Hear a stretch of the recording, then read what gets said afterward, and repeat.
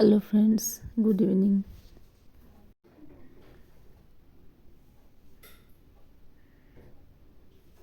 এটা হচ্ছে ফরেন কান্ট্রির নুডলস। এর দাম হচ্ছে 60 টাকা, কিন্তু আমাদের ইন্ডিয়াতে নুডলসের দাম 15-20 টাকা, এই একই সাইজের প্যাকেট। এই নুডলসের টেস্ট আমাদের খুব ভালো লাগলো খেতে।